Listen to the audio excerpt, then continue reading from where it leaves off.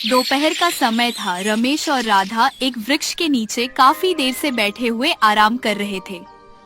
रमेश आसमान की ओर देखकर अपनी पत्नी राधा से बोला, अब हमें केशव नगर के राज्य की ओर रवाना हो जाना चाहिए। हमें आराम करते हुए काफी देर हो गई है। आप सही कह रहे हैं, अब हमें चलना चाहिए। राधा और रमेश उठकर खड़े हो गए। दरअसल वह दोनों विजयनगर राज्य से केशव नगर राज्य की ओर जा रहे थे, मगर रास्ते में राधा को थकान होने लगी, इसीलिए वह दोनों कुछ देर आराम करने के लिए एक वृक्ष की छांव में बैठ गए थे। वह दोनों वहां से जाने वाले थे कि तभी उन दोनों के कानों में एक युवक की आवाज टकराई। रंग बिरंगी चूड़ियां ले लो, लाल लाल नीली पीली हरी बैंगनी और गुलाबी। रंग बिरंगी चूड़ियां ले लो, लाल लाल नीली पीली हरी बैंगनी और गुलाबी। उस जंगल में आवाज सुनकर रमेश और राधा दोनों बुरी तरह से चौंक पड़े। वो दोनों आवाज की दिशा की ओर देखने लगे। उन दोनों ने देखा कि एक युवक उनकी ही ओर चला आ रहा था। कुछ देर में वो युवक हाथ में गठरी पकड़े उनके पास आकर खड़ा हो गया। रमेश उस युवक की ओर देखकर बोला, कौन हो तुम?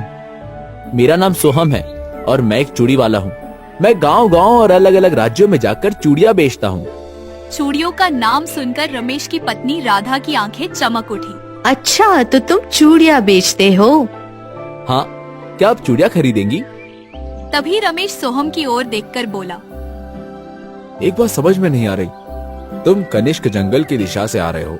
जहाँ तक मैं जानता हूँ तो कनिष्क का जंगल तो बहुत ही खतरनाक माना जाता है। मैं एक व्यापारी हूँ। कनिष्क जंगल का रास्ता दूसरे राज्यों तक जाने के लिए आसान है। जैसे कि अगर हमें विजयनगर राज्य की ओर जाना हो तो 1 हफ्ते का समय लगेगा, लेकिन अगर हम विजयनगर कनिष्क जंगल से होते हुए निकले तो हमें केवल 2 दिन का समय लगेगा। और रहा सवाल जंगल के खतरनाक होने का, तो कौन सा जंगल खतरनाक नहीं होता? हर जंगल में जंगली जानवर और खूंखार शेर तो मिल ही जाते हैं। वैसे तुम जा कहाँ रहे हो? फिलहाल तो मैं केशव नगर राज्य चूड़ियां बेचने के लिए जा रहा हूँ। मैंने सुना है राजा विक्रम की पत्नी और उनकी दोनों पुत्रियों को चूड़ियां पहनने का बहुत ही शौक है। रमेश मुस्कुराते हुए सोहम से बोला, फिर तो अच्छा हुआ हम तुम्हें मिल गए। क्या मतलब? राजा विक्रम अपने महल में किसी बाहरी राज्य के व्यापारी का प्रवेश पसंद नहीं करते, लेकिन अगर तुम राजा विक्रम और उनकी पुत्री को ये चूड़ियां बेचना चाहते हो तो तुम हमारे साथ हरियापुर गांव चलो। हरियापुर गांव में हर वर्ष हरियापुर गांव की सुंदर झील के किनारे एक मेला लगता है, जहां विक्रम अपनी पत्नी और अपनी दोनों पुत्रियों के साथ हर वर्ष उस मेले में आते हैं। मगर उस मेले में भी किसी बाहरी व्यापारी को कोई भी सामान बेचने की इजाजत नहीं है। अगर तुम उस मेले में जाने में कामयाब हो जाते हो तो फिर तुम राजा विक्रम और उनके परिवार से आसानी से मिल सकते हो। और मेले में जाने के लिए तुम्हें हरियापुर गांव के मुखिया से मिलना होगा, क्योंकि हरियापुर गांव का मुखिया राजा विक्रम का बहुत ही खास व्यक्ति माना जाता है। तुम हमारे साथ ही क्यों नहीं चलते? यह सुनकर सोहम चूड़ी वाला खुश हो गया। अगर ऐसी बात है तो मैं तुम दोनों के साथ हरियापुर गांव जाने के लिए तैयार हूँ। सोहम की बात सुनकर रमेश और राधा मुस्कुराते हुए आगे बढ़ गए और सोहम उन दोनों के साथ साथ हरियापुर गांव की ओर चलने लगा।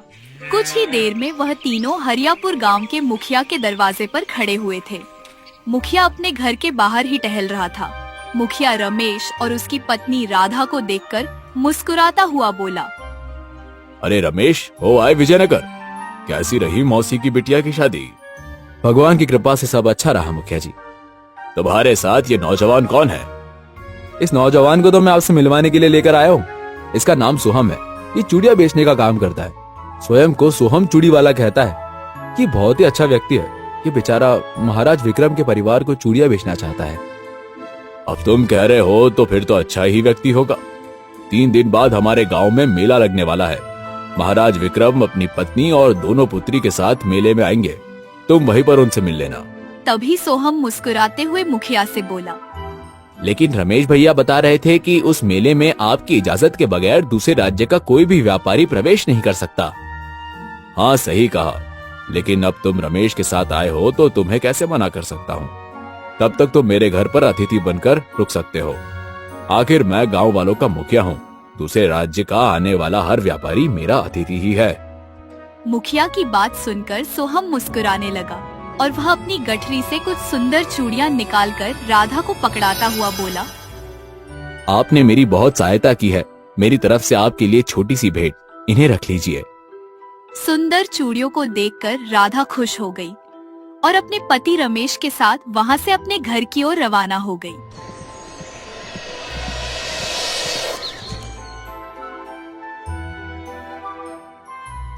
सोहम मुखिया के घर पर ही अतिथि बनकर रहने लगा। 3 दिन बाद मुखिया सोहम से बोला, चलो सोहम, हमारे हरियापुर झील के किनारे मेला लग चुका है। सोहम मुखिया के साथ झील के किनारे लगे हुए मेले चला गया। सोहम ने देखा कि मेला बहुत ही सुंदर लगा था। तभी मुखिया उंगली से एक और इशारा करते हुए सोहम से बोला, सोहम वो देखो, सामने महाराज अपनी पत्नी और दोनों पुत्रियों के साथ खड़े हुए हैं। कुछ ही देर में मुखिया राजा विक्रम के सामने खड़ा हुआ था। राजा विक्रम मुखिया को देखकर मुस्कुराते हुए बोले, कैसे हो मुखिया? महाराज, आपके शासन में सभी अच्छे हैं। राजा विक्रम सोहम की ओर देखकर गौर से बोला, ये कौन है? महाराज, ये एक चूड़ी का व्यापारी है। इसका नाम सोहम है। ये चूड़ियां बेचता है। ये आपको चूड़ियां बेचना चाहता था, लेकिन इस बेचारे को पता नहीं था कि आपके महल में किसी बाहरी राज्य के किसी व्यापारी का प्रवेश निषेध है। चूड़ियों का नाम सुनकर राजा विक्रम की पत्नी रानी रुक्मणी और उसकी दोनों पुत्रियों चंद्रलेखा और सुलेखा के होठों पर मुस्कुराहट आ गई। कौन कौन से रंग की चूड़ियां है तुम्हारे पास? राजकुमारी, मेरे पास सभी रंगों की चूड़ियां हैं। तो फिर देर किस बात की है सोहम चूड़ी वाले? जल्दी से अपनी कटरी खोल दो और हमें चूड़ियों के दर्शन कराओ। सोहम ने तुरंत अपनी गठरी खोल दी और रंग बिरंगी चूड़ियां रानी रुक्मणी और उनकी दोनों पुत्रियों को दिखाने लगा। रुक्मणी लाल रंग की चूड़ी की ओर देखकर बोली, मुझे तो ये लाल रंग की चूड़ियां बहुत पसंद है और मुझे पीली वाली चूड़ियां बहुत पसंद है। सोहम ने लाल पीले रंग की चूड़ियां राजकुमारी सुलेखा और रानी रुक्मणी के हाथों में पकड़ा दी, मगर चंद्रलेखा सभी चूड़ियों को बहुत गौर से देख रही थी। चंद्रलेखा को चूड़ियों की तरफ गौर से देखता हुआ देख सोहम बड़े ही रहस्यमय अंदाज में मुस्कुराता हुआ चंद्रलेखा से बोला, क्या हुआ राजकुमारी? लगता है आपको मेरी चूड़ियां पसंद नहीं आई। तुम्हारी चूड़ियां तो अच्छी है, परंतु मेरे मन को नहीं भा रही। सोहम अपनी जेब से एक सुनहरे रंग की कांच की सुंदर चूड़ी निकालकर चंद्रलेखा को दिखाता हुआ बोला, ये कैसी लग रही है? ये चूड़ी तो वाकई बहुत सुंदर है। अगर आप बुरा ना माने तो क्या मैं अपने हाथों से इसे आपकी कलाई में पहना सकता हूँ? सोहम की बात सुनकर राजा विक्रम और उसकी पत्नी बुरी तरह से चौंक पड़े। वह कुछ कहने ही वाले थे कि तभी चंद्रलेखा चहकती हुई बोली, हाँ क्यों नहीं। सोहम ने तुरंत अपने हाथों से चंद्रलेखा को वह दोनों चूड़ियां पहना दी। चूड़ियां पहनाकर सोहम राजा विक्रम से बोला, अब मुझे जाने की इजाजत दीजिए महाराज। तुमने हमारे परिवार को जो चूड़ियां दी है उनकी कीमत तो बताओ। महाराज, महारानी और आपकी दोनों पुत्रियों ने मेरी चूड़ियां पसंद की और राजकुमारी चंद्रलेखा ने मेरे हाथ से चूड़ी पहनी। मेरे लिए यही बहुत बड़ा सौभाग्य है। इससे अधिक मुझे और कुछ नहीं चाहिए। इतना बोलकर सोहम मुखिया को चूड़ियों की गठरी देता हुआ बोला, मुखिया जी, ये चूड़ियां आप अपने गांव में सभी स्त्रियों को बांट दीजिए। ये मेरी तरफ से आपके लिए एक छोटी सी भेंट है। आपने मुझे अपने घर में 3 दिन अतिथि के रूप में रखा, मेरा बहुत ख्याल रखा। इतना बोलकर सोहम बड़ी ही तेजी से वहां से चला गया।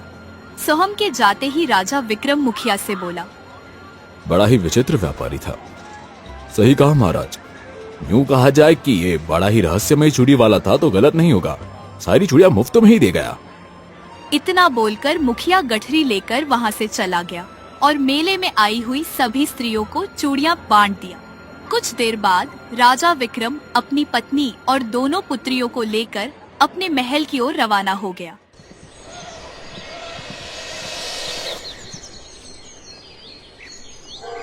अगली सुबह राजा विक्रम अपने दोनों पुत्रियों और पत्नी सहित राज दरबार में बैठा हुआ था। तभी मंत्री जगन्नाथ की नजर रानी रुक्मणी और उसकी दोनों पुत्रियों की कलाई पर पड़ी। मंत्री जगन्नाथ चौंकते हुए रानी रुक्मणी से बोला, महारानी, आपकी चूड़ियां तो बहुत ही सुंदर लग रही है। मंत्री जगन्नाथ की बात सुनकर राजा विक्रम मुस्कुराते हुए उसे सारी घटना बताते हुए बोला, मंत्री जगन्नाथ, ये चूड़ियां कल एक बहुत ही रहस्यमय चूड़ी वाले ने मेरी पत्नी और मेरी दोनों पुत्रियों को भेंट की है। यह सुनकर मंत्री जगन्नाथ पूरी तरह से चौंक पड़ा और वह चंद्रलेखा की कलाई को बहुत गौर से देखता हुआ राजा विक्रम से बोला, महाराज, महारानी रुक्मणी और राजकुमारी सुलेखा के हाथ में चूड़ियां तो साधारण लग रही है, परंतु राजकुमारी चंद्रलेखा ने जो चूड़ियां पहनी हुई है वो चूड़ियां तो देखने में ही बड़ी अद्भुत लग रही है। महाराज, मुझे लगता है कि आप इन दोनों चूड़ियों को बहुत ही गौर से देखें। क्या ये चूड़ियां आपको जानी पहचानी नहीं लगती? मंत्री जगन्नाथ की बात सुनकर राजा विक्रम बुरी तरह से चौंक पड़ा और राजकुमारी सुलेखा के हाथ में उन दो चूड़ियों को बहुत ही गौर से देखते हुआ बोला, तुम सही कह रहे हो मंत्री जगन्नाथ। राजकुमारी चंद्रलेखा के हाथों में दो चूड़ियां बिल्कुल उस चूड़ी से मेल खाती है जो मैंने अपने हाथ में पहन रखा है। महाराज, लगता है आपका ध्यान कहीं भटक गया था। आपको उस रहस्यमय चूड़ी वाले से चूड़ी नहीं लेनी चाहिए थी। मंत्री जगन्नाथ ने इतना कहा ही था कि तभी राजकुमारी चंद्रलेखा की हाथ की चूड़ी बुरी तरह से चमकने लगी। अगले ही पल राजकुमारी चंद्रलेखा उसी रोशनी में वहां से गायब हो गई। यह देखकर राजा विक्रम चौंक में पड़ा। तभी राजकुमारी सुलेखा और महारानी रुक्मणी चीखने लगी, मुझे कुछ भी दिखाई नहीं दे रहा और मैं भी कुछ नहीं देख पा रही पिताजी। यह देखकर राजा हड़बड़ा गया। तभी हरियापुर गांव का मुखिया दौड़ते हुए राजमहल आ पहुंचा और राजा विक्रम की ओर देखकर बोला, महाराज, गजब हो गया। क्या हुआ मुखिया? महाराज, कल सोहम चूड़ी वाले की जो चूड़ियां मैंने जिन जिन गांव की औरतों को भेंट की थी, उन सभी औरतों को अचानक से दिखाई देना बंद हो गया। उन्हीं चूड़ियों में मेरी पत्नी ने भी कुछ चूड़ियां पसंद की थी, वो भी अंधी हो गई। आखिर उस चूड़ी वाले का क्या रहस्य है? हमें किसी भी हाल में उसे पकड़ना ही होगा। चलो मंत्री जगन्नाथ। इतना बोलकर राजा विक्रम मुखिया और मंत्री जगन्नाथ के साथ महल के बाहर निकल गया। राजा विक्रम महल के बगीचे तक पहुंचा ही था कि तभी वहां पर राजा विक्रम का पुत्र राजकुमार संजीव आ पहुंचा। संजीव, जो कि कुछ दिनों के लिए किसी महत्वपूर्ण काम से राज्य से बाहर गया था, अपने पिता को चिंतित अवस्था में देखकर वह चौंकते हुए बोला, क्या हुआ पिताजी? राजा विक्रम राजकुमार को सारी घटना बताते हुए बोले, उस चूड़ी वाले की चूड़ी जिस स्त्री ने पहनी वो अंधी हो गई। रानी रुक्मणी और राजकुमारी सुलेखा को भी दिखाई देना बंद हो गया। और तो और राजकुमारी चंद्रलेखा की चूड़ी से एक रहस्यमय रोशनी निकली और राजकुमारी चंद्रलेखा अचानक वहाँ से गायब हो गई। यह सुनकर राजकुमार बुरी तरह से आश्चर्य में पड़ गया और मंत्री जगन्नाथ की ओर देखकर बोला, ये तो बहुत ही रहस्यमय मामला लगता है। आखिर वो चूड़ी वाला कौन था? इतना बोलकर राजकुमार संजीव मुखिया की ओर देखकर बोला, मुखिया जी, उस चूड़ी वाले को आप ही पिताजी के पास लाए थे। वो चूड़ी वाला आपके संपर्क में कैसे आया? राजकुमार, उस चूड़ी वाले को मेरे गांव के रहने वाले रमेश और राधा लेकर आए थे। मुझे लगा कि वो एक साधारण चूड़ी वाला ही होगा जो कि राज परिवार को अपनी चूड़ियां बेचना चाहता है। मैं तो यही सोचकर उस चूड़ी वाले को हरियापुर गांव के मेले में लाया था। राजकुमार गहरी सोच में डूबता हुआ अपने पिता की ओर देखकर बोला, पिताजी, आप चिंता मत कीजिए, मैं उस चूड़ी वाले का रहस्य पता लगा कर रहूंगा। मेरी बहन चंद्रलेखा चाहे संसार के किसी भी कोने में क्यों ना हो, उसे ढूंढ कर लेकर मैं महल में आऊंगा। इतना बोलकर राजकुमार कुछ सोचकर मंत्री जगन्नाथ से बोला, मंत्री जी, पिताजी ने बताया कि चंद्रलेखा ने हाथ में जो चूड़ी पहनी थी उस चूड़ी से रोशनी निकली और चंद्रलेखा उसमें गायब हो गई। इसका मतलब उस रहस्यमय चूड़ी वाले ने राजकुमारी चंद्रलेखा को कोई विचित्र चूड़ी ही दी थी और उसने उस चूड़ी को स्वयं चंद्रलेखा को पहनाया भी था। क्या आप बता सकते हैं कि वो चूड़ी दिखने में कैसी थी? मंत्री जगन्नाथ राजा विक्रम की कलाई की ओर देखकर राजकुमार से बोला, महाराज, जिस रंग का कड़ा पहने हुए हैं वो चूड़ी उसी रंग की दिख रही थी। राजकुमार तुरंत अपने पिता से बोला, पिताजी, अपने कड़े को मुझे दे दीजिए। राजा विक्रम ने अपना कड़ा उतारकर राजकुमार संजीव को पकड़ा दिया। राजकुमार मुखिया से बोला, मुखिया जी, आइए मेरे साथ। कहाँ? सबसे पहले मैं रमेश और उसकी पत्नी से पूछताछ करूंगा। इतना बोलकर राजकुमार अपने घोड़े पर बैठ गया और मुखिया उसके घोड़े पर पीछे बैठ गया। कुछ ही देर में राजकुमार संजीव रमेश की झोपड़ी के सामने खड़ा हुआ था। राजकुमार मुखिया के साथ रमेश के घर के अंदर आ पहुंचा। रमेश की पत्नी, जो कि अंधी हो चुकी थी, फूट फूट कर रो रही थी और रमेश अपना सर पकड़े हुए बैठा था। राजकुमार रमेश से बोला, रमेश, उस चूड़ी वाले को तुम मुखिया के घर पर क्यों लेकर आए थे? मुझे बताओ, वो चूड़ी वाला तुम्हें कहाँ मिला था? मैं विजयनगर से केशव नगर आ रहा था। कनिष्क जंगल की सीमा पर हम दोनों पति पत्नी एक वृक्ष के नीचे आराम करने के लिए बैठ गए। वो चूड़ी वाला कनिष्क जंगल के अंदर की ओर से आया था। यह सुनकर राजकुमार संजीव बुरी तरह से चौंकता हुआ बोला, कनिष्क का जंगल? लेकिन वो तो बड़ा ही भयावह जंगल है। उस समय मेरा माथा ठनका तो था और मैंने सोहम चूड़ी वाले से पूछा भी था, लेकिन उसने इतनी सरलता से मेरा दिमाग घुमा दिया कि मुझे उस पर जरा सा भी शक नहीं हुआ। रमेश की बात सुनकर राजकुमार गहरी सोच में डूबता हुआ अपने आप से बोला, इसका मतलब ये है कि वो रहस्यमय चूड़ी वाला कनिष्क के जंगल से ही आया था। मुझे उस चूड़ी वाले को वही तलाशना चाहिए। इतना बोलकर राजकुमार रमेश के घर से बाहर निकल आया और अपने घोड़े का रुख सीधे कनिष्क जंगल की ओर कर दिया। राजकुमार आधे दिन तक अपना घोड़ा कनिष्क की जंगल के गहराइयों में दौड़ाता रहा। उस जंगल के चारों ओर भयंकर कोहरा छाया हुआ था। उस जंगल को देखकर राजकुमार संजीव अपने आप से बोला, ये तो बड़ा ही विचित्र जंगल है। अजीब बात यह है कि अभी तक इस जंगल में मुझे एक भी जंगली जानवर देखने को नहीं मिला। इसका मतलब इसके बारे में डरावनी अफवाहें सच है। तभी राजकुमार की नजर एक घने वृक्ष पर पड़ी, जिसके नीचे एक साधु आंखें बंद करके बैठे थे। ये तो कोई साधु महाराज लगते हैं। मुझे इनसे जाकर पूछना चाहिए। इतना बोलकर राजकुमार सीधे साधु महाराज के पास पहुंच गया। राजकुमार जैसे ही साधु महाराज के पास पहुंचा, अगले ही पल साधु ने अपनी आंखें खोल ली और राजकुमार को बड़े ही गौर से देखते हुए रहस्यमय अंदाज में बोले, तुम्हारी शक्ल तो केशव नगर के राजा विक्रम से बहुत मिलती है। क्या तुम उसके पुत्र हो? हाँ महाराज। क्या आपने मेरे पिताजी को देखा है? हाँ, देखा है। मैं तुम्हारे पिता को कैसे भूल सकता हूँ। कहो, तुम कनिष्क जंगल की गहराई में क्यों भटक रहे हो? राजकुमार साधु को सारी घटना बताते हुए बोला। और इस तरह से राज्य में अफरा तफरी का माहौल मचा हुआ है। साधु बड़े ही रहस्यमय अंदाज में राजकुमार से बोले, मुझे पता था कि एक दिन ऐसा होना ही है। लाओ, मुझे वो कड़ा दिखाओ। राजकुमार ने अपने पिता का वह कड़ा साधु को पकड़ा दिया। उस रहस्यमय चूड़ी वाले ने मेरी बहन चंद्रलेखा को जो चूड़ी पहनाई थी, वो इसी प्रकार की दिखती थी। साधु उस कड़े को बहुत ही गौर से देखता हुआ राजकुमार से बोला, ये कोई मामूली कड़ा नहीं है राजकुमार, बल्कि एक विचित्र कड़ा है। मेरी बात ध्यान से सुनो। ये कड़ा भी एक चूड़ी ही है। यहाँ से दाई दिशा की तरफ चलते जाओ, वहां तुम्हें एक बहता हुआ झरना मिलेगा। तुम्हें तुम्हारे सवालों के जवाब वहीं मिलेंगे। याद रखना, जिस चूड़ी को तुम पकड़े हुए हो, दरअसल ये कोई चूड़ी नहीं, बल्कि दूसरी दुनिया के खोलने का एक द्वार है। जैसे ही तुम उस बहते हुए झरने पर इस चूड़ी को स्पर्श कराओगे, तुम्हें वो द्वार नजर आ जाएगा। वो द्वार हर 20 वर्ष के बाद उसी झरने के पानी में खुलता है। समय मत गवाओ, तुम्हारी बहन चंद्रलेखा की जान खतरे में है।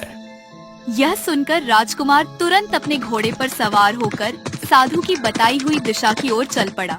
कुछ देर के बाद राजकुमार एक बड़ी ही विचित्र स्थान पर मौजूद था। राजकुमार ने देखा कि सामने एक सुंदर झरना बह रहा था और उसके आसपास बड़ा ही मनमोहक दृश्य था।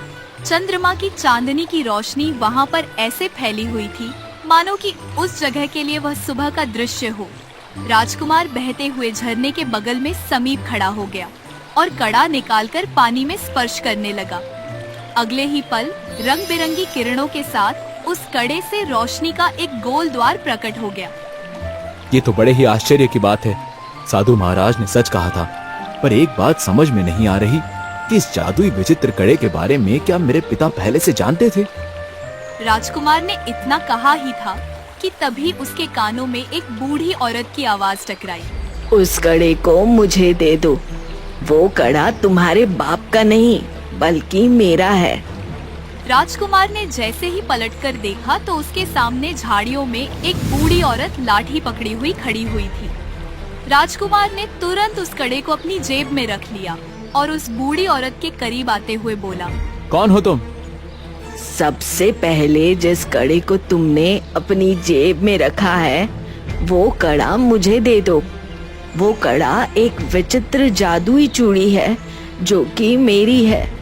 बरसों पहले तुम्हारे पिता ने उस चूड़ी को मुझसे इसी स्थान पर छीना था। यह सुनकर राजकुमार बुरी तरह से चौंक पड़ा। ये झूठ है, मैं इस बात को नहीं मानता। तभी राजकुमार के कानों में पीछे से एक युवक की आवाज टकराई। ये सही बोल रही है। राजकुमार में जैसे ही पलटकर देखा तो उसके सामने एक युवक खड़ा हुआ, उसे रहस्यमय अंदाज में देख रहा था। कौन हो तुम? इस सोहम रहस्यमय चूड़ी वाले की तलाश में तुम यहाँ तक आए हो। मैं वही हूँ। मुझे लगा था कि मुझे ढूंढते हुए तुम्हारा बाप यहाँ तक आएगा, लेकिन वो हमेशा कायर था। शायद मुंह छुपाकर महल में ही बैठा हुआ है। यह सुनकर राजकुमार बुरी तरह से क्रोधित हो उठा और अपनी तलवार निकालकर उस चूड़ी वाले से बोला, अगर एक शब्द और तुमने अपनी जुबान से निकाला तो तुम्हारी गर्दन तुम्हारे धड़ से अलग कर दूंगा। सच इतना ही कड़वा होता है राजकुमार। तुम भी अपने बाप की तरह ही हो। जो काम बरसों पहले उसने इसी जंगल में किया था, तुम भी वही करने आए हो। लेकिन तब की स्थिति और अब की स्थिति में धरती और आकाश का अंतर है। आज तुम्हारी बहन चंद्रलेखा मेरे कब्जे में है। विश्वास नहीं होता तो झाड़ियों में देख लो। राजकुमार ने जैसे ही झाड़ियों पर नजर डाली तो उसकी बहन चंद्रलेखा वहाँ पर बेहोश पड़ी हुई थी। संजीव अपनी बहन के पास जाने ही वाला था कि तभी सोहम राजकुमार से बोला, अपने कदम वहीं रोक लो, क्योंकि तुम्हारी बहन जो विचित्र चूड़ी पहनी हुई है, उस चूड़ी की एक खासियत ये भी है कि वो मेरा आदेश मानती है। अगर तुमने अपनी बहन को उठाने का प्रयत्न किया तो उस चूड़ी को तुम्हारी बहन को जलाने का आदेश दे दूंगा। तुम्हारी बहन की तुम्हें हड्डियां भी नहीं मिलेगी। राजकुमार के कदम वहीं रुक गए। राजकुमार बेबसी के आलम में सोहम से बोला, कौन हो तुम और इन सब का क्या रहस्य है? सुनना चाहते हो तो सुनो। ये बरसों पुरानी बात है। आज से 20 साल पहले राजा विक्रम मंत्री जगन्नाथ के साथ रात के समय शिकार की खोज में घने जंगल के अंदर खड़ा हुआ था। जंगल के अंदर पसरे भयानक सन्नाटे को देखकर मंत्री जगन्नाथ राजा विक्रम से बोला, महाराज, हमें वापस चलना चाहिए। ये कनिष्क जंगल है। कनिष्क जंगल के बारे में बड़ी ही विचित्र बातें प्रसिद्ध है। तभी राजा विक्रम की नजर एक झरने पर पड़ी। राजा विक्रम मंत्री जगन्नाथ से बोला, वो सामने देखो, कितना सुंदर झरना बह रहा है। तभी उस झरने के बैठे हुए पानी में रंग बिरंगी किरणें फूटने लगी। महाराज, ये तो बड़ा ही विचित्र दृश्य है। हमें छुपकर देखना चाहिए।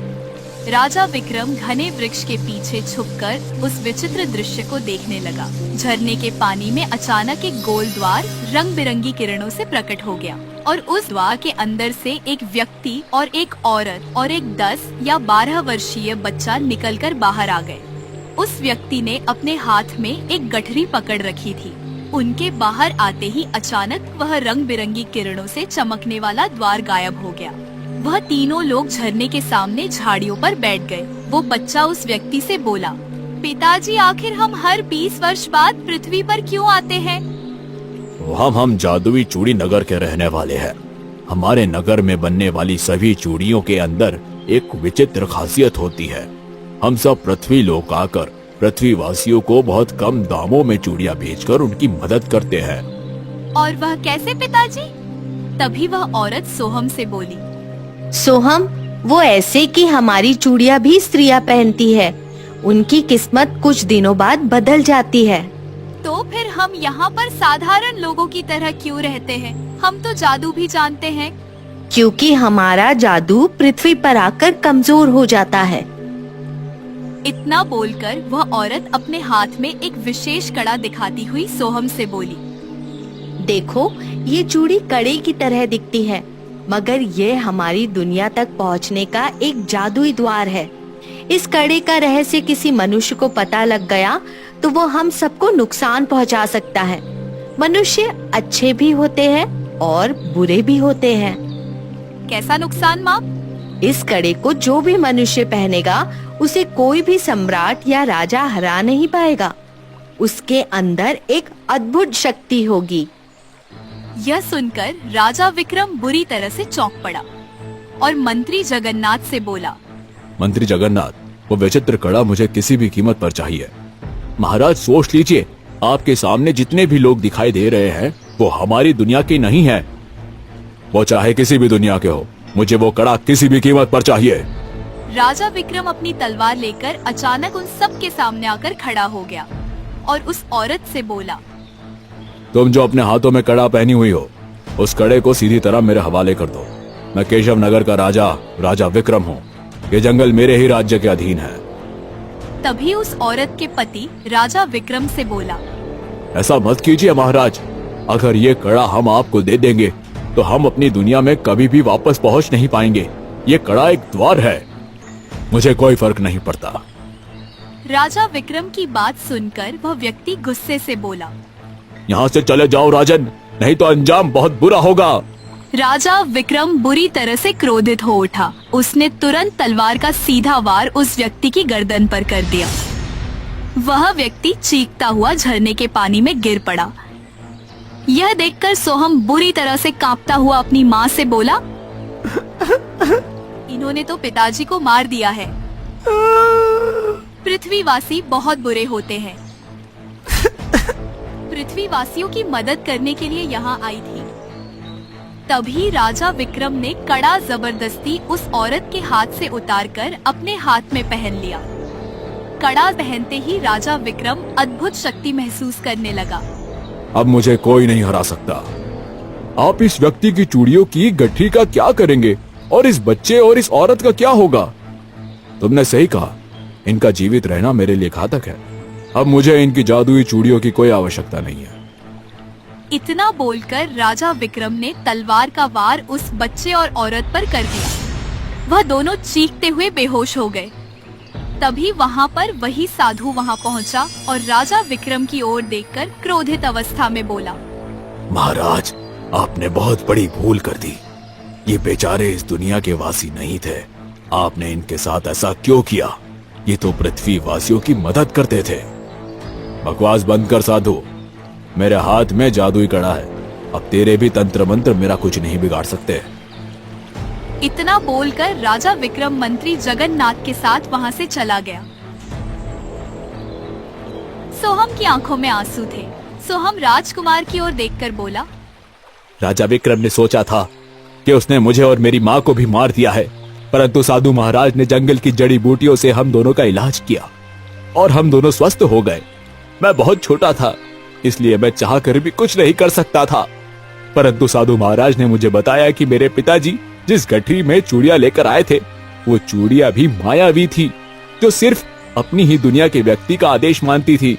तब से मैं 20 वर्ष तक बदले की आग में जलता रहा। आखिर मेरे पिता का क्या दोष था? हमारा परिवार तो तुम्हारी पृथ्वी पर आकर इंसानों की मदद करता था। तभी वहाँ पर वही साधु आप पहुँचा और राजकुमार से बोला, तो तुम्हें अपने पिता की सच्चाई पता लग गई। राजकुमार की आंखों में आंसू आ चुके थे। राजकुमार ने तुरंत उस कड़े को उस बूढ़ी औरत को पकड़ा दिया और सोहम चूड़ी वाले से बोला, मेरे पिता ने जो किया वो बहुत ही गलत किया है, लेकिन तुमने हरियापुर गांव के वासियों को जो अंधा बनाया है वो भी गलत है। तुम उन्हें सही कर दो, उनका इन सब में कोई दोष नहीं है। तभी चंद्रलेखा को होश आ गया। चंद्रलेखा अपने भाई राजकुमार संजीव को देखकर तुरंत वहाँ पहुँची। सोहम राजकुमार की ओर देखकर बोला, राजकुमार ठीक है, परंतु तुम्हारी माँ और तुम्हारी बहन कभी नहीं देख पाएंगी। यहाँ तक कि तुम्हारी बहन चंद्रलेखा भी अब कभी नहीं देख पाएंगी। सोहम चूड़ी वाले ने इतना कहा ही था कि तभी चंद्रलेखा को भी दिखाई देना बंद हो गया और वह फूट फूट कर रोने लगी। सोहम राजकुमार की ओर देखकर बोला, ये तुम्हारे पिता की सजा है। वो जीवन भर अपनी पत्नी और अपनी दोनों बेटियों को अंधा देखता रहेगा और अपने किए हुए कुकर्म को याद करता रहेगा। इतना बोलकर सोहम अपनी माँ के साथ उस झरने के पास चला गया।